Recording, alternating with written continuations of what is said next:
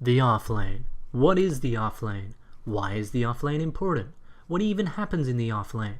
These are questions that very few know the answer to. The offlane is a mythical lane that doesn't exist in low MMR games. It's like leprosy, or your inheritance. It may exist, or may have existed, but your parents rocked up one day in a Bentley, and you ain't even getting that. It's the dogs. So what do you need to know about the offlane? I mean, it's not carry, it's not solo mid, so what's so important about it? This is the thing most are confused about.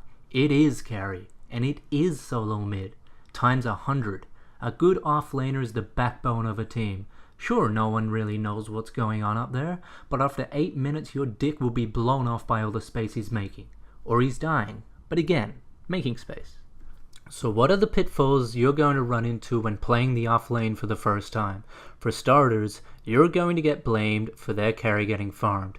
This isn't the Pro League, this is 3K shitty pubs. The carry got farmed because you let it happen. You could be up against a tri-lane, and as soon as you show yourself you're dead because hello, they've got a fucking tryhard on their team who decided it'd be funny to ward your lane so you physically can't get XP.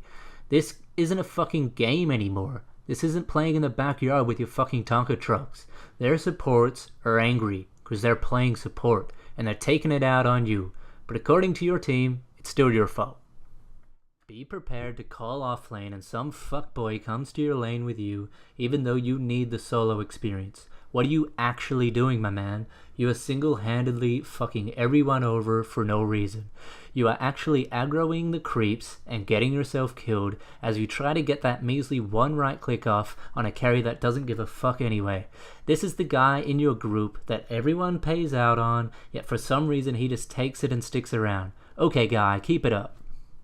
Next thing that's going to happen is your mid is going to get fucked up. You're a clockwork and you just turned 6, but your mid has decided it'd be a good idea to go and feed a bunch. So you're left to pick up the pieces and come gank his lane. But hold up, when you come, he's hanging back and you're going in. One thing's led to another and the fucker gets a double kill. Yeah, good work bro, I can see you pinging me, but don't worry about it. Just keep feeding them and we'll get that XP and go back late game. If you find yourself in a favorable matchup and start dominating the offlane, be sure to fuck it up by feeding the carry a bunch as you go for shitty ganks because your ego and confidence are through the roof. A hard game is a good game. You gotta earn that win. Don't sit back like a little bitch and wait for them to come to you. Dive deep, dive hard, fuck up, and do it again. Eventually it'll work and you'll be rewarded with 1,000 packets of Ritz and no dip. Enjoy your savory crackers, bro. You deserve it after all your savory plays. Lastly, realize that your team is relying on you to get XP so you can be useful in the mid game. Also, realize that your team isn't going to care that you couldn't get any XP because you got try-harded the fuck out of. Your team are the least understanding people in the world when something starts going wrong.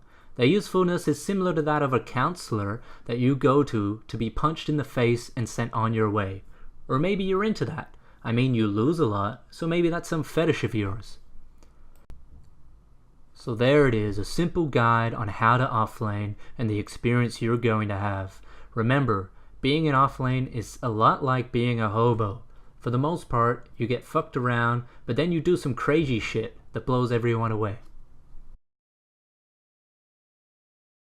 So get on old chat and let them know, because your plays are golden, but the enemy team might not realize that you just have a shitty fucking team. Be the best.